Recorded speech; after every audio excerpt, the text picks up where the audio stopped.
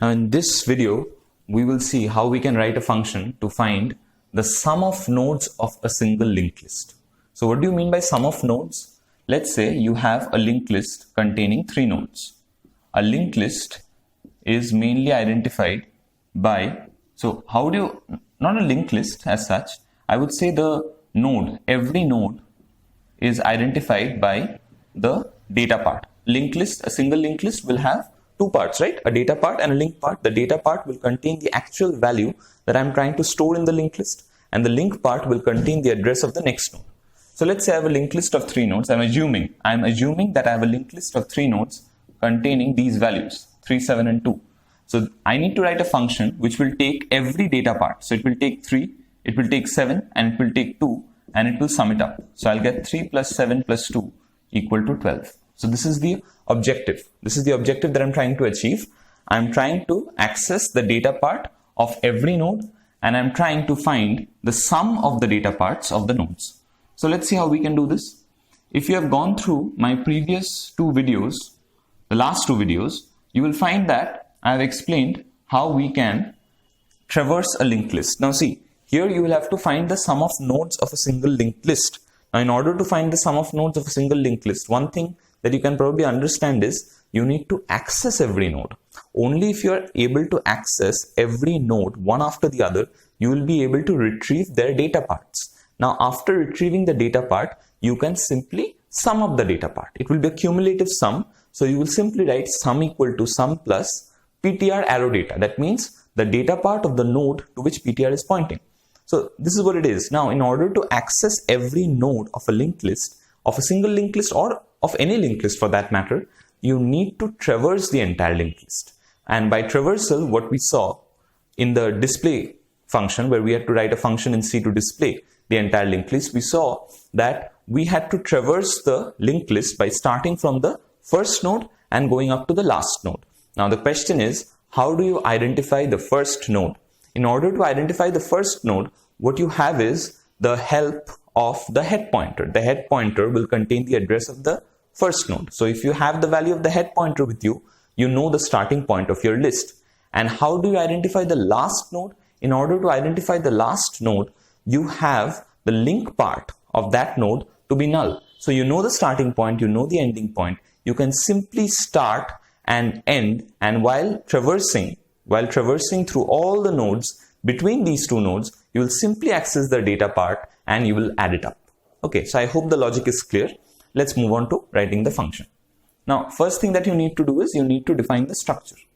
I'm assuming that this question has been asked in your examination and you're answering it. So what you need to do is you need to define the structure first so that the examiner is able to understand the format of the node that you are dealing with. So you will write, so how do you define the format of a node? Using structures. So a node will have 2 parts. One is the data part and the other is the link part. So this will help you, right? Struct node star link. So this will define the format of my node. And again, like we saw in the last 2 videos, that we will assume that the linked list is already available to us. And we'll have to write a single function which will help us to count, or in this case, to find the sum of the data part of the nodes. Okay, so we are assuming that the linked list is already available to us. So you can pause the video for a moment and copy this down. Now I'll move on to writing the function. So let's write the function. Now in order to find the sum, just like in order to find the count of the nodes, I had used a return type of int for the function. Here also, I'll be returning the value of sum. So the return type of the function will be int. So I'll write int sum of nodes. Int sum of nodes. And I'll pass the linked list. So how do I pass a linked list? Star link, right? Okay, now, so I need a variable called sum, which will be storing the sum of all the nodes.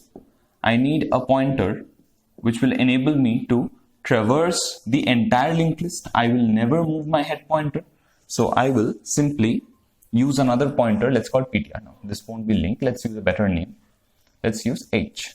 So I'll say struct node start PTR. And where will I start the traversal from? Always the starting point of the list. So struct node start PTR is equal to H.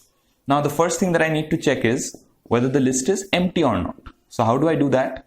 So I'll say if H is equal to null, you can even use PTR, okay?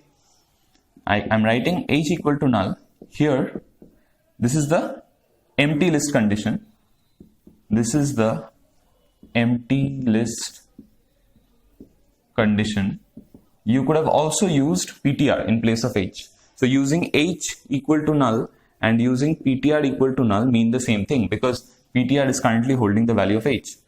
So what I'll do is I'll simply say that the list is empty and the sum will obviously remain 0. So I'll say list is empty.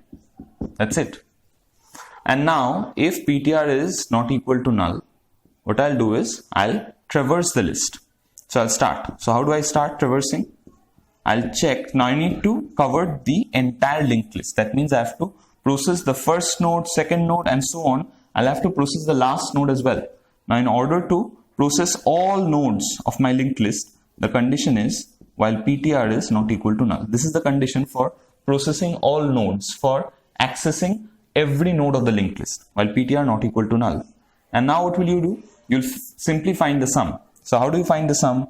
You will take up the value of sum, you will take up the current value of sum and you will add it with the data part of the node. So how is the node identified? A node is always identified by the pointer pointing to it. Here the pointer that I'm using is PTR. So I'll take the data part. I'll take the data part of the node to which PTR is pointing and I'll take the current value of sum. I'll add it up and I'll store it in sum itself. So this will give me the new sum and now I'll move on to the next node.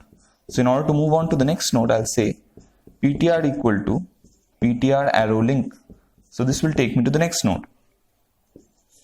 So this will help me to traverse the entire list and while traversing, I'll simply find the sum. So after I'm done with finding the sum, what will I do? I'll simply return the value of sum. So if you have understood the function, you can stop the video here. But if you are still in doubt, what I'll do is I'll do a dry run. You can have a look. So let's say I have a linked list with 3 nodes.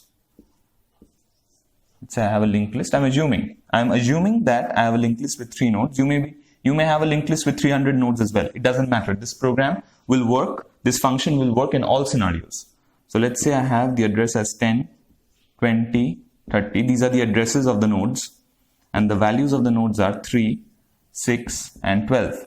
So this contains 20, this contains 30, and obviously this contains null. Now this is pointing to this, and this is pointing to this. Okay, so now see, I have from the create function, I have a create function. I'm assuming that there is a create function which will help me to create this list. And in that function, there must have been a pointer called head, which contains the address of the starting node. There must have been a pointer called head, which contains the address of the starting node in my create function. And I'm going to pass this value of head. So how do I call this function? I'll call this function like this. So I'll write the name of the function. And then I'll pass the head value. I'll always pass the head value. Why? Because it is not possible to pass the individual nodes. In order to access a linked list, I can simply pass the address of the first node. And where is the address of the first node present? The address of the first node is present in head. So I'll simply pass the value of head to this function. And since this function returns an integer value, the function call should have a variable on the left hand side, let's say sum, which will be able to hold the return value coming from the function. This is the return value that will come from this function. So this return value will be stored in S. Now let's see how this works. So initially sum is 0. And now what is PTR? PTR is equal to H. So I have already passed head to this function. Now since I have passed head to this function sum of nodes, the value of head will be copied in H. The value of head will go and be copied in H. See, the value of head will be copied in H. Now, what is the value of head? The value of head is 10. What is the value of H? The value of H is also 10. So now H is also pointing to this node. See, this is also 10, okay? This is also 10. And now what am I doing? I've initialized sum to 0 and I'm saying PTR is equal to H. So if PTR is equal to H, that means PTR also contains 10. That means PTR is also pointing to the first node. Now I'll check the first condition. Obviously, this condition is not satisfied because PTR is not null. So you'll come to the else part. In the else part, there is a loop while PTR is not equal to null. That is indeed true because PTR is equal to 10. So this condition is satisfied. You come inside. Now you sum up. What are you saying? You take the current value of sum, which is 0, and you add it with the data part of the node to which PTR is pointing. The data part, PTR is pointing to this node. So you're going to take the data part of this node to which PTR is pointing. See, PTR is pointing to this node. Take its data part. What is its data part? Its data part is 3. So you take the current value of sum, which is 0. You take the data part of the node to which PTR is pointing, which is 3. You add it up and you store the result in sum itself. So sum becomes 3. Next, you're saying PTR equal to PTR arrow link. Obviously, we know that the address of the next node is contained in the link part of the current node. My current node is this. So if I need to go to the next node, I'll simply access the link part of the current node. That is what I'm doing. I'm accessing the link part and I'm putting it in PTR. So PTR now contains 20. As a result, PTR is now pointing to this node. Same thing, PTR is not equal to null. You'll come inside. You'll access the data part of the node to which PTR is pointing, which is 6. You'll take the current value of sum, which is 3. You'll add it up and you'll store it in sum itself. So now sum will become 9. Next, PTR equal to PTR arrow link. I need to go to the next node. The next node address is present in the link part of the current node. So I'll take the link part of the current node. How do I take the link part? PTR arrow link. So PTR arrow link is 30. You take that value and you store it in PTR. Now PTR contains 30. So as a result, PTR is also now pointing to this node. Now again you go back up. PTR is not equal to null. That's true. Come inside. PTR arrow data means 12, the data part of the node to which PTR is pointing. Sum means the current value of sum, which is 9. 9 plus 12 is 21. You store the result in sum itself. So sum becomes 21. Now, PTR arrow link. PTR arrow link means null because PTR arrow link refers to the link part of the node to which PTR is pointing. PTR is currently pointing to this node. Its link part contains null. So this part, PTR arrow link will give me a value of null that will be stored in PTR. So currently, PTR is not pointing to any node. Once it gets a value of null, it doesn't point to any node. Now this condition, while PTR not equal to null, is not satisfied. So you'll come out of the loop and you'll return the value of sum. What is the value of sum? The value of sum is 21.